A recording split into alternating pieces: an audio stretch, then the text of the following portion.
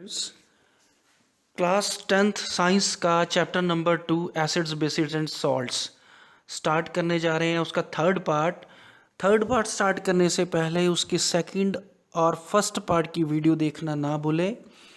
मेरा नाम है विकास और मेरे यूट्यूब चैनल का नाम है विकास इन्फोटेनमेंट। साइंस के रिलेटेड कोई भी वीडियो देखने के लिए विकास इन्फोटेनमेंट यूट्यूब चैनल को सब्सक्राइब करना ना भूलें। अब हम स्टार्ट करते हैं चैप्टर। तो एसिड्स और बेसिस में एक्चुअली कौन सी चीज़ जो है वो कॉमन होती है। हमने इससे पहले एसिड्स और बेसिस की केमिकल प्रॉपर्टीज़ पढ़ी थी, जिसमें हमें पता चला कि एसिड जब भी मेटल्स के साथ रिएक्शन करते हैं तो उसमें से हाइड्रोजन गैस प्रोड्यूस होती है। एसिड चाहे कोई भी हो बट हाइड्रोजन गैस प्रोड्यूस होती है। इसका मतलब ये है कि एसिड के अंदर हाइड्रोजन गैस होती है, हाइड्रोजन होता है। एसिड एक्चुअली में हाइड्रोजन के कंपाउंड्स होते हैं। एसिड के अंदर जो कैटाइन होता है, आपने कैटाइन के बारे में आपको पता होगा कि कोई भी कंपाउंड दो आयंस से बनता है, कैटाइन और एनाइन से। बट जो एसिड में जो कैटाइन होता है वो H पॉजिटिव आयन यानी हाइड्रोजन आयन होता है। यही हाइड्रोजन आयन जो है एसिड्स की एसिडिक प्रॉपर्टी शो करता है। एसिड जो होते हैं उनमें जो चीज़ कॉमन होती है वो H पॉजिटिव आयन होता है और यही उसकी एसिडिक प्रॉपर्टी को शो करते हैं। आगे पढ़ते हैं। एक एक्टिविटी है जिसमें ये बताया गया है कि एसिड्स का जो एक्वा सोल्यूशन होता है, जो एसिड का सोल्यूशन होता है उसमें से इलेक्ट्रिसिटी पास होती है, बट अल्कोहल और ग्लूकोज में से के सोल्यूशन में से इलेक्ट्रिसिटी पास नहीं होती। तो इसे हम एक एक्टिविटी के थ्रू समझने की कोशिश करेंगे। हमने क्या किया कि कॉर्क के अंदर दो नेल्स जो थे वो हमने प्रेशर अप्लाई करके उसमें लगा दिए और दो नेल्स आपस में एक दूसरे को टच नहीं करेंगे और नेल के साथ हमने वायर कनेक्ट कर दी। दोनों नेल्स के साथ हमने वायर्स कनेक्ट की। एक वायर जो थी वो बैटरी के साथ कनेक्ट की और दूसरी जो वायर थी वो स्विच के साथ। स्विच का जो दूसरा पॉइंट है वो हमने लगाया बल्ब के साथ और बल्ब का जो दूसरा पॉइंट होता है, दो टर्मिनल्स होते हैं बल्ब के, दूसरा जो टर्मिनल था वो हमने बैटरी के साथ कनेक्ट कर दिया। इस तरीके से ये सर्किट कंप्लीट हो गया। आप इस डायग्राम में बड़े ध्यान से देख सकते हैं कि इसमें जैसे कि सर्किट पूरा बनाया गया है वैसे ही सर्किट आपने बनाना है। अब इस कॉर्क को हमने बीकर में डाल दिया और बीकर में डालने के बाद इसमें एसिडिक सॉल्यूशन डाला। डाइल्यूट HCl डाल सकते हैं, dilute sulphuric acid, dilute nitric acid, कोई भी डाइल्यूट एसिड डालना है। जैसे ही आप डाइल्यूट एसिड डालोगे उसके बाद क्या होगा, बल्ब ग्लो करना स्टार्ट कर देगा। बल्ब ग्लो कर रहा है इसका मतलब है कि एसिड सॉल्यूशन में से इलेक्ट्रिसिटी पास होती है। अब हम डाइल्यूट हाइड्रोक्लोरिक एसिड की जगह या एसिड सॉल्यूशन की जगह हम ग्लूकोज सॉल्यूशन लेते हैं। ग्लूकोज सॉल्यूशन जब बीकर में डालोगे तो बल्ब ग्लो नहीं करेगा। इसका मतलब है जो ग्लूकोज सॉल्यूशन है वो उसमें से इलेक्ट्रिसिटी पास नहीं होती। अब ग्लूकोज सॉल्यूशन की जगह पे हमने अल्कोहल सॉल्यूशन डाल दिया। अल्कोहल डालने के बाद भी इसमें से इलेक्ट्रिसिटी पास नहीं होगी और बल्ब ग्लो नहीं करेगा। बल्ब बल्ब जो है वो सिर्फ एसिड सॉल्यूशंस के अंदर ही ग्लो करेगा। ग्लूकोज और अल्कोहल सॉल्यूशन के अंदर जो है वो इलेक्ट्रिसिटी पास नहीं होगी। ऐसा क्यों होता है ये हम आगे पढ़ेंगे। अब एक और एक्टिविटी है, एसिड्स और बेसिस जो है वो वाटर में जाने के बाद आयंस प्रोड्यूस करते हैं, यानी कि वो डिसोसिएट होते हैं, यानी कि वो टूटते हैं। अब हमने क्या किया कि 1 gram sodium chloride, solid sodium chloride लिया और उसको एक बिल्कुल ड्राई टेस्ट ट्यूब में डाल दिया। उसके ऊपर हमने कॉन्सेंट्रेटेड सल्फ्यूरिक एसिड डाला। जैसे ही कॉन्सेंट्रेटेड सल्फ्यूरिक एसिड डालोगे तो बड़े वाइट कलरलेस जो बड़ी तेज़ी से गैस जो है वो इसमें से बाहर निकलेगी। आपको वाइट कलर के फ्यूम्स इसमें से निकलते हुए दिखेंगे। एक्चुअली वो वाइट फ्यूम्स किस चीज़ के हैं, वो HCl गैस है। एक्चुअली में वो HCl गैस जो है वो बिल्कुल ड्राई है। हमने अभी थोड़ी देर पहले पढ़ा कि HCl एक एसिड होता है। एक्चुअली HCl एसिड ही होता है बट एक्चुअल में उसमें सिर्फ 68% HCl होता है, बाकी वाटर होता है। बट ये जो गैस प्रोड्यूस हो रही है भी 100% प्योर HCl है, इसीलिए ये गैसियस फॉर्म में है। अगर HCl गैस को वाटर में पास कर दिया जाए तभी ये एसिड बनेगा। अभी ये HCl जो है ये एक गैस है, एसिडिक गैस होती है। जैसे ही हमने ड्राई लिटमस पेपर को, ड्राई ब्लू लिटमस पेपर को इस गैस के पास में लेके गए तो इस पर कोई भी इफेक्ट नहीं होगा। क्यों नहीं होगा? क्योंकि ये बिल्कुल ड्राई है।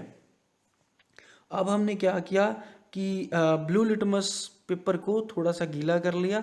मॉइस्ट लिटमस पेपर को जैसे ही आप इसके पास में लेके जाओगे तो इसका कलर जो है वो चेंज हो जाएगा, लिटमस का कलर जो है वो ब्लू से रेड हो जाएगा। ऐसा क्यों हुआ?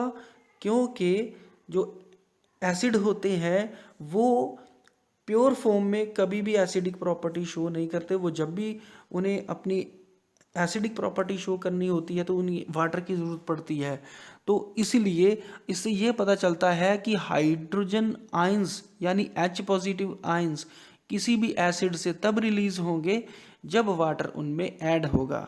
तो ये चीज़ याद रखिए कि एसिड जो है वो कभी भी डिसोसिएट नहीं होते बिना वाटर के। जब भी डिसोसिएट होना होगा उनको वाटर की ज़रूरत पड़ेगी। अब आगे पढ़ते हैं कि जो H पॉजिटिव आयंस है वो वाटर की प्रेजेंस में प्रोड्यूस होते हैं। हाइड्रोजन आयंस जो है वो अकेले नहीं रह सकते। जो पिछली एक्टिविटी हमने पढ़ी है उसका ही जो पूरा समरी है वो हम आपको बड़े ध्यान से समझा रहे हैं कि मान लीजिए कि कोई एसिड है, जब भी वाटर के साथ ऐड हुआ तो हमें यह पता है कि एसिड के साथ हाइड्रोजन होता है, बट हाइड्रोजन किसी भी एसिड से अलग नहीं होगा जब तक उसमें वाटर ऐड नहीं होगा। जैसे ही वाटर ऐड हुआ तो क्या होगा कि उसमें से हाइड्रोजन निकलेगा और वाटर के साथ ऐड हो जाएगा और हाइड्रोनियम आयन यानी H3O पॉजिटिव आयन बनेगा या फिर H पॉजिटिव आयन बनेगा। ये चीज़ याद रखिए कि एसिड जो है वो अपनी प्रॉपर्टी तब तक शो नहीं करता जब तक उसको वाटर नहीं मिल जाता। जैसे ही वाटर मिलेगा एसिड के अंदर का H पॉजिटिव निकलेगा और वाटर के साथ कंबाइन होके H3O पॉजिटिव यानी हाइड्रोनियम आयन बनाएगा। तो ये चीज़ याद रखिए। अब है न्यूट्रलाइजेशन रिएक्शन।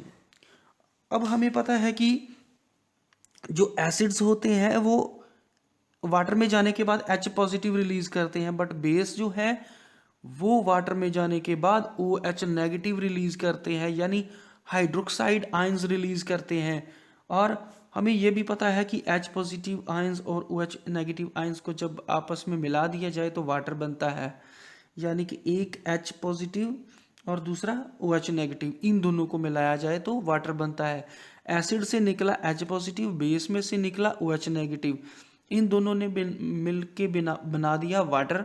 और एसिड के साथ जो एनाइन था और बेस के साथ जो कैटाइन था उन दोनों ने मिलके क्या बनाया? सॉल्ट। तो H पॉजिटिव और OH नेगेटिव मिल के वाटर बनाते हैं। वाटर जो है वो एक न्यूट्रल सब्सटेंस है और सॉल्ट जो है वो भी न्यूट्रल सब्सटेंस है। अब ना तो एसिड रहा ना बेस रहा, ये रिएक्शन जो है वो टोटली एसिड भी खत्म बेस भी खत्म, सिर्फ सॉल्ट और वाटर बचा। इसीलिए इस रिएक्शन को हम न्यूट्रलाइजेशन रिएक्शन बोलते हैं। यानी कि दो न्यूट्रल सब्सटेंस पैदा हुए, इसीलिए इसका नाम, इस रिएक्शन का नाम न्यूट्रलाइजेशन रिएक्शन है। अब हम पढ़ते हैं डिल्यूशन ऑफ एसिड और बेस। डिल्यूशन का मतलब हम इससे पहले भी पढ़ चुके हैं कि डिल्यूशन का मतलब होता है वाटर ऐड होना। तो एसिड और बेस में जब वाटर ऐड होता है या वाटर हम मिक्स करते हैं तो हाइड्रोनियम आयंस बनते हैं। और इसकी कॉन्सेंट्रेशन हम कैसे चेक करेंगे? जैसे जैसे आप वाटर मिक्स करते जाओगे तो वैसे वैसे इसकी जो हाइड्रोनियम आयंस की या एसिड में हाइड्रोनियम आयंस या बेस में OH नेगेटिव आयंस की कॉन्सेंट्रेशन कम होती जाएगी। ये वैसे ही होता है जैसे आपने शुगर जो है उसके अंदर वाटर ऐड करते जाओगे तो शुगर की जो मिठास है वो कम होती जाएगी। जो सोल्यूशन है शुगर का उसकी मिठास कम होती जाएगी। सेम टू सेम ऐसे होता है कि इसमें वाटर ऐड करते ही कॉन्सेंट्रेशन जो H3O पॉजिटिव या OH नेगेटिव आयंस की जो कॉन्सेंट्रेशन है वो कम होती जाएगी। तो इस प्रोसेस को हम डिल्यूशन बोलते हैं। वाटर मिक्स करना किसी भी एसिड या बेस में, इसको हम डिल्यूशन बोलते हैं। अगर किसी एसिड या बेस में वाटर ऐड है तो उस एसिड या बेस को हम डाइल्यूटेड एसिड या डाइल्यूटेड बेस बोलते हैं। अब अगले टॉपिक पे चलते हैं। अगला टॉपिक है classification of acids on the basis of their ability to dissociate. तो एसिड्स को हमने कितने टाइप के एसिड्स हमारे पास होते हैं? तो दो टाइप के होते हैं, एक स्ट्रॉन्ग और एक वीक एसिड। स्ट्रॉन्ग एसिड वो होते हैं जो वाटर में जाने के बाद पूरी के पूरे डिसोसिएट हो जाते हैं। मान लीजिए कि मैंने 10 ग्राम्स ऑफ एसिड जो था वो वाटर में डाल दिया और 10 ग्राम के अंदर एसिड के अंदर जितने भी मॉलिक्यूल्स थे वो सारे के सारे डिसोसिएट हो गए। उस एसिड को हम स्ट्रॉन्ग एसिड बोलेंगे। For example HCl, sulphuric acid. Weak acid वो होते हैं जो पूरी तरह से डिसोसिएट नहीं होते। मान लीजिए कि मैंने 10 ग्राम एसिड वीक एसिड लिया, वाटर में जाने के बाद उसमें से 8 ग्राम जो था वो डिसोसिएट हो गया और 2 ग्राम जो था वो मॉलिक्यूल्स वैसे के वैसे रहे। तो वीक एसिड वो एसिड होते हैं जो पूरी तरह से डिसोसिएट नहीं होते। For example acetic acid, oxalic acid. Weak acids में ज़्यादातर वो एसिड्स होंगे जो प्लांट्स या एनिमल से मिलते हैं और स्ट्रॉन्ग एसिड ज़्यादातर वो होंगे जो मिनरल एसिड्स हैं। आगे पढ़ते हैं बेसिस की क्लासिफिकेशन। सेम टू सेम जैसे हमने एसिड को क्लासीफाई किया वैसे ही हम बेस को क्लासीफाई करेंगे।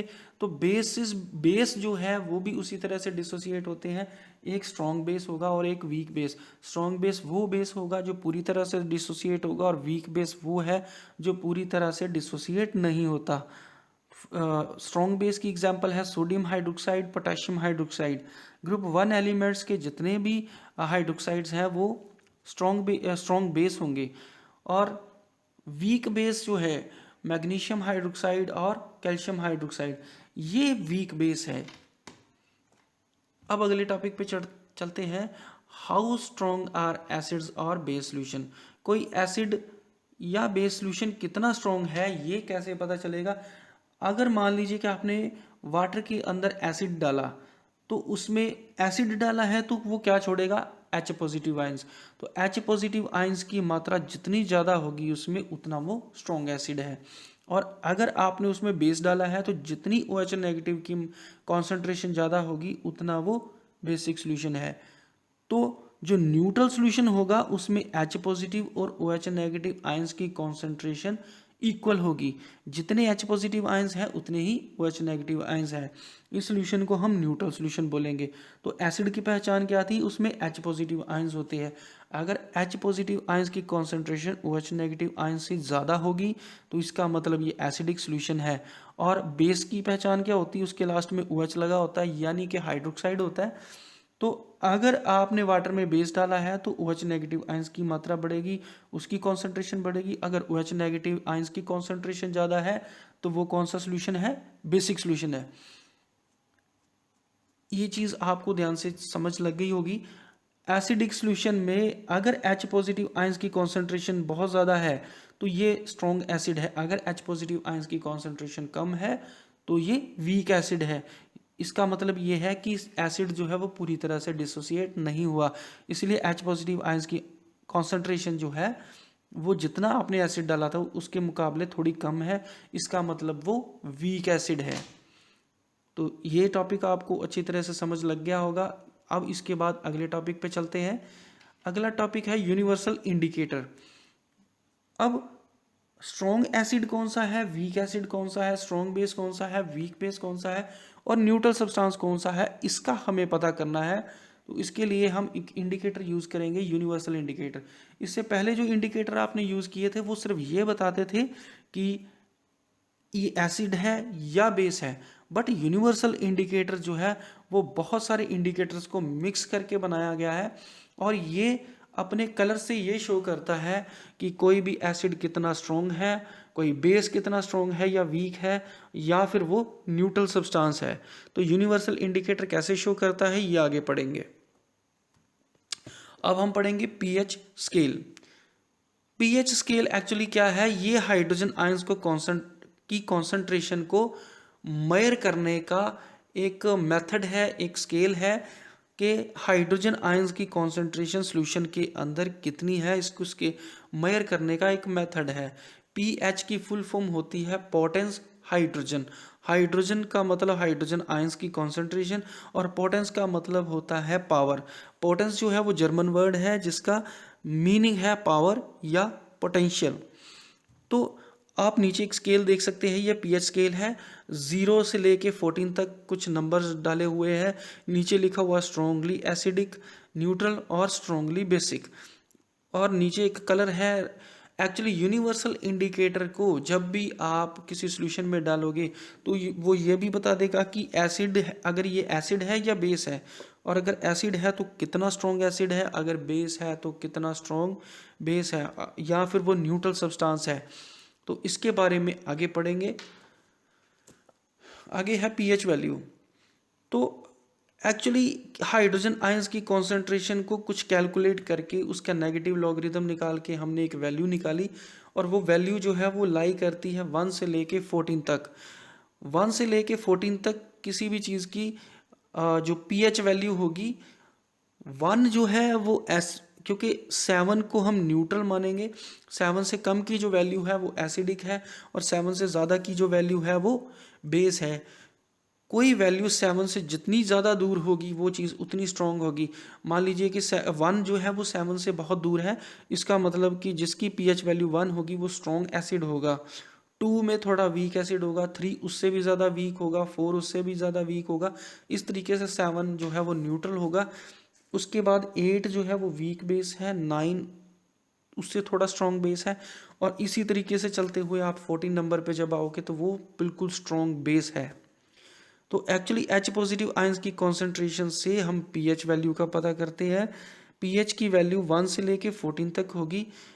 तो हम यूनिवर्सल इंडिकेटर को डाल के ये पता करेंगे कि इसकी पीएच वैल्यू कितनी है। अगर यूनिवर्सल इंडिकेटर डालने के बाद कलर आता है रेड तो उसकी पीएच वैल्यू कितनी होगी? 1। अगर पिंक कलर आता है तो पीएच वैल्यू कितनी होगी? 2। तो इससे आप पता कर सकते हो कि एक्चुअल में वो एसिड कितना स्ट्रॉन्ग है और कितना वीक है, या वो चीज़ न्यूट्रल है।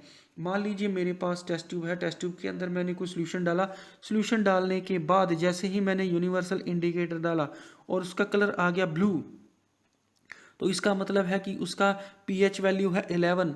तो पीएच वैल्यू 11 है, इसका मतलब वो बेस है। 7 से बड़ी वैल्यू बेस है, 7 से छोटी वैल्यू एसिड है। तो ये आपको क्लियर हो गया कि strongly acidic, weekly acid, strongly base और वीकली बेस और न्यूट्रल सब्सटेंसेस का हम कैसे पता लगा सकते हैं। अब आगे पढ़ेंगे importance of pH in everyday life. Daily life में हमारे पीएच की जो है क्या इंपॉर्टेंस है, वन बाय वन पढ़ेंगे। कुछ प्लांट्स और एनिमल्स जो है वो पीएच सेंसिटिव होते हैं। एक्चुअल में जो बारिश का पानी होता है उसका पीएच वैल्यू होती है 5.6। अगर क्योंकि ये 5.6 7 से छोटा नंबर है, इसका मतलब है कि ये जो रेन है वो एसिड रेन है, और एसिड रेन जो है वो प्लांट्स को और एनिमल्स को नुकसान पहुंचाती है। जहाँ पे भी नदी में अगर एसिड रेन जाएगी, एसिड बारिश का पानी जाएगा तो वो एनिमल्स को नुकसान पहुंचाएगा। कुछ सॉइल्स ऐसी होती है जिसमें जो प्लांट्स की ग्रोथ जो है वो एक न्यूट्रल पीएच में होती है, 7 पीएच में होती है। अगर एसिड रेन वहाँ पे जाएगी तो पीएच की वैल्यू कम हो जाएगी, जिसकी वजह से प्लांट्स की ग्रोथ भी रुक जाएगी। अब प्लांट्स की ग्रोथ को देखते हैं कि जो पीएच वैल्यू अगर मिट्टी की 6.2 से लेके 7 के बीच में है तो जो प्लांट्स हैं वो बहुत बढ़िया तरीके से ग्रो कर रहे हैं। जैसे ही आपने देखा कि बेस में भी इनकी ग्रोथ थोड़ी कम है और एसिड में भी इसकी ग्रोथ कम है।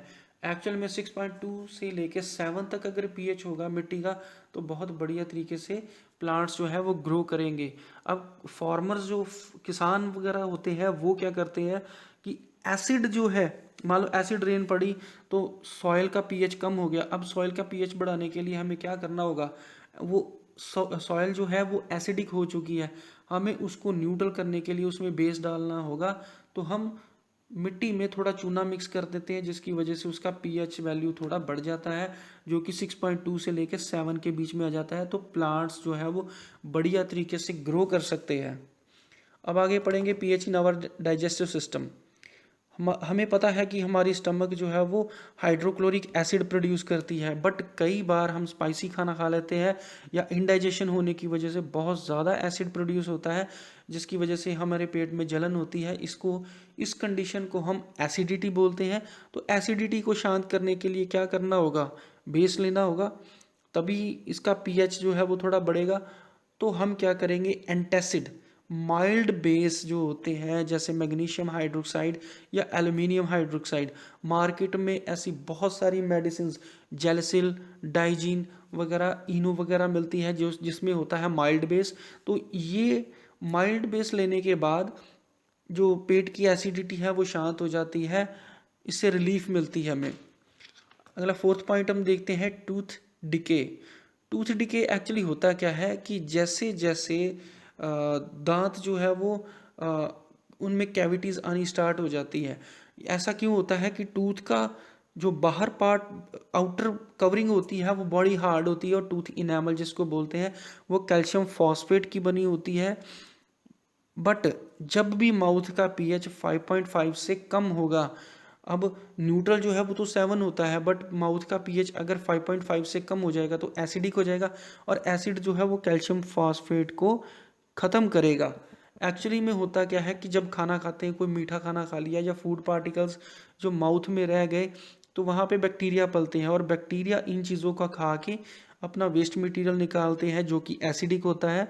अब एसिड जो है वो क्या करता है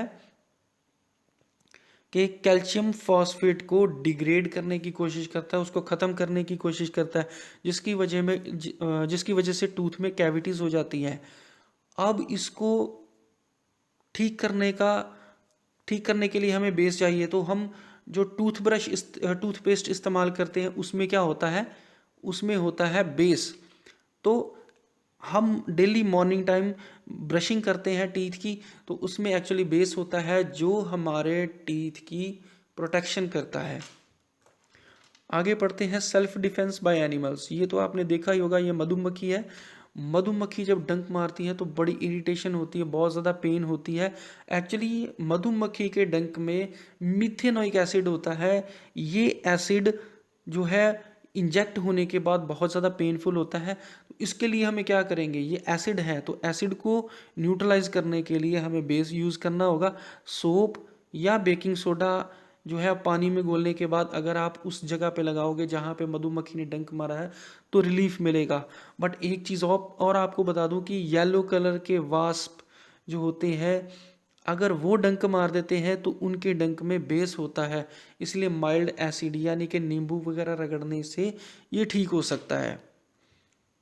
तो आगे है defence mechanism in plants. Nettle plant, ये आम आपने कई बार देखा भी होगा, इसके ऊपर छोटे छोटे बाल होते हैं और इन बालों के अंदर मिथेनोइक एसिड जो है वो हमेशा पैदा होता रहता है। अगर कोई गलती से भी इस पौधे को हाथ लगा दे तो वो जो मिथेनोइक एसिड होता है वो बॉडी के अंदर इंजेक्ट हो जाता है, जिसकी वजह से बहुत ज़्यादा पेन होता है। तो इसका इलाज जो है वो इसी के पास में एक और पौधा पैदा होता है जिसको हम डॉग प्लांट बोलते हैं। डॉग प्लांट के डॉग प्लांट जो होता है, अगर इसकी लीव्स को उस जगह पे रब कर दिया जाए तो इससे काफ़ी रिलीफ मिलता है।